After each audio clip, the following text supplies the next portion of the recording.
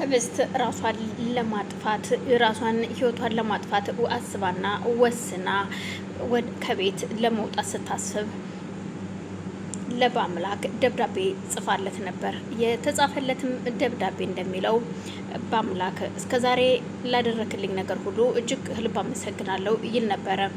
ምስጋናው እንዳለ ሆኖ ግን ባምላክ ይህንን ነገር ለምን ትቼው እንደሄድኩኝና እንዴት ወዴት እንደሚሄድ የሚገልጽ ደብዳቤ ስለሆነ በደንብ አንብበው። እናም እንዳትፈልገኝ ከዚህ በኋላ እኔ በህይወት የምኖር ሰው ስላልሆንኩኝ ወደ እናቴ ለመሄድ አስቤያለሁ። እናም ስለዚህ አትፈልገኝ ለማለት ያክል ነው። ስላደረክልኝ ነገር ሁሉ በድጋሜ ከልብ አመሰግናለሁ የሚል ደብዳቤ ጽፋ ትራሷ ስር አስቀምጣ ነበር ከቤት የወጣችው። ይፍቱ አለች መኝታ ቤቷ ናት ብላ እንዲሁም ድጋሜ ለመጉዳት አስባ ክፍሏን በሩን ከፍታ ስትገባ ነበር። ህብስት እንደሌለች ስታቅ እየተጣራች ወደ አለም ቢሮ ስትሄድ ምንድን ነው የምትጮሂው? ምን ያስጮሻል? የሚል መልስ ይመልስላታል። ልጅህ የለችም፣ ወዴት እንደሄደችም አላቅም ስትለው ወዴት ሄደች? ምን አድርገሻል ነው ነበረ መልሱ። ምክንያቱም ከቤት እንድትጠፋና ራሷን ለማጥፋት እየወሰነችበት ምክንያት የእናቷን ፎቶ እየቀደደችባት፣ ይህንን ነገር እየተረዳት ማንም የለም። የእናቷን ፎቶ ቀዳባት። ከዛም ነበረ እግሯን በመቀስ እየወጋቻት። ህመሙ ምን ያህል እንደሆነ ይግባሽ ብዬ ነው ይሄን ያደረኩት በማለት ህብስትም እንደዛ አድርጋ ስትወጣ ነበረ። አቶ አለም ማግኝቶ ምን ሆናችሁ የምትጨቃጨቁት ሲላት ይኸው ልጅህ ምን እንዳደረገችኝ በማለት ምክንያቱን እንኳን ሳይጠይቅ ነበር በጥፊ መታት። ስለዚህ አባቴ ዛሬ የኔን ምክንያት ሳይጠይቀኝ እንዲህ በዚህ በጥፊ ከመታኝ ነገ ምንም ሳላደርግም እንኳን ህይወቴን ሊያጠፋው ይችላል። ስለዚህ በእናንተ በክፉ ሰዎች ደግሞ ህይወቴን ከማጣ ራሴ ህይወቴን ባጠፋ ይሻላል። ስለዚህ ወደ እናቴ መሄድ ይኖርብኛል በማለት አስባ ተነስታ ገመዷን ይዛ ነበር። ደብዳቤውን ከጻፈች በኋላ ተነስታ ወጥታ የሄደችውም ወደ ሜዳ ላይ ቁጭ ብላ እንዲሁ አሰበች። አዎ እናቴ ማንም ሰው የለኝም፣ ብቻዬን ነኝ። ስለዚህ ወደ አንቺ መምጣት አለብኝ። አዎ አንቺ ጋር መሆን አለብኝ። አንቺ ጋር መጥቼ ደግሞ ሁሉንም ነገር ነግርሻለሁ በማለት እንዲሁ ቁጭ ብላ ብቻዋን ካወራች በኋላ ነበር በዛን ሰዓት ባምላክ አብነት ጋር ሄዶ ነበር። ወደ አብነት ቤት እየሄደበት ምክንያት ደግሞ ባምላክ እሷ ጋር በተደጋጋሚ ሲቀመጥ አፍቅርሃታል ወይ ወዳሃታል ወይ የሚል ጥያቄ ከእህቱ ስለሚመላለስበት ነገሮችን ለማግለልና ብቸኛ ለመምሰል ነበር ጥሏት የሄደው። ያን ቀን ምነው ወደዚህ ስመጣ እግሬን በሰበረው እያለሱም ወደ ቤት ሲመለስ ባምላክ ባልና ሚስት ቁጭ ብለው ሶፋ ላይ ይጠብቁታል። ሰላም ብሎ እንደገባ ልጅቷ የታለች የሚል ጥያቄ ሲቀርብለት የምን ልጅ? ህብስት ነቻ። የምን ልጅ ትላለህ?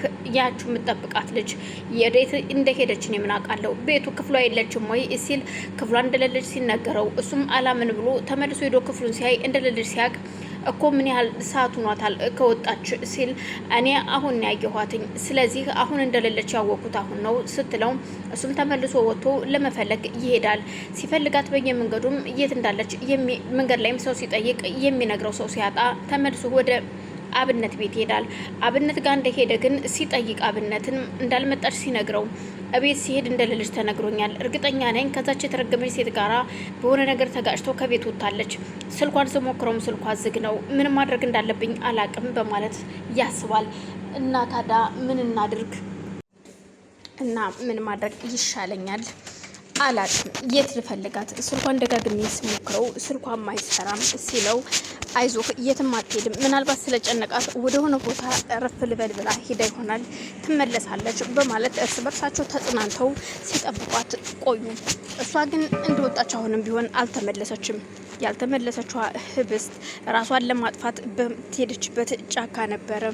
እናቷ ያለቻትን ነገር ስታስታውስ አዎ እናቴ ምን ነበር የምትይኝ በፊት?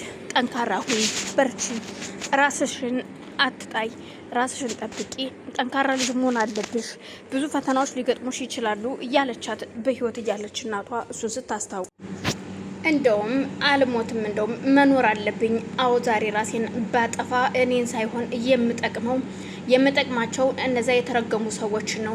በእኔ መሞት እነሱ መደሰትና የሁሉም ንብረት ባለቤት እንዲሆኑ አልፈቅድላቸውም በማለት ራሷን አጽናንታ በስከ መጨረሻም ከተወሰኑ ደቂቃ ራሷን ካረጋጋች በኋላ ለታፈስ ስልክ መደወል ትጀምራለች።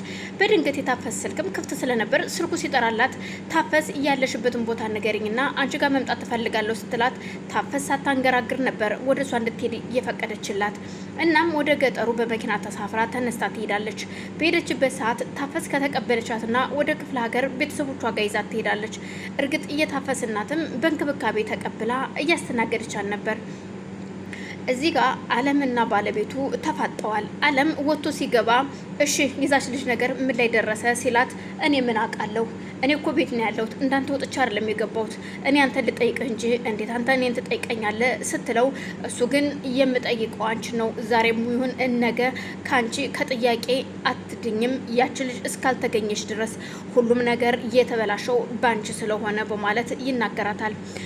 እሷም ይፍቱም እየተናደደች ስለዛች አንድ ድንቆሮ ልጅ እኔ ምን አገባኝ ብትጠፋ ባትጠፋ እንደውም በዛው ጠፍታ በቀረች የሚል መልስ ትመልስለት።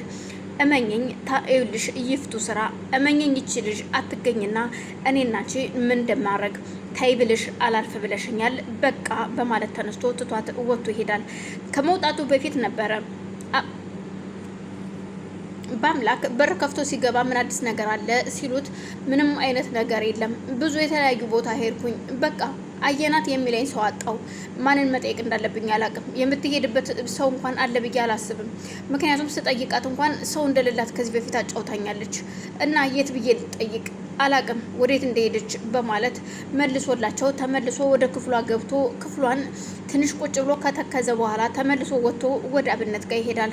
አብነት ጋም ሲሄድ እንደሄደ በርን አንኳኩቶ እንደከፈተለት ሲጠይቀው ምንም አየናት የሚለኝ ሰው የለም አብነት፣ ምን ማድረግ እንዳለብኝ አላቅም፣ ብቻ በጣም ፈርቻለሁ፣ በቃ ራሴን ይቅር አልለውም፣ ማንን ልጠይቅ የት ላምጣት ሲለው ለማንኛውም እመነኝ ምንም አትሆንም ህብስት ትገኛለች የሚል ነበር ተስፋ የሚሰጠው።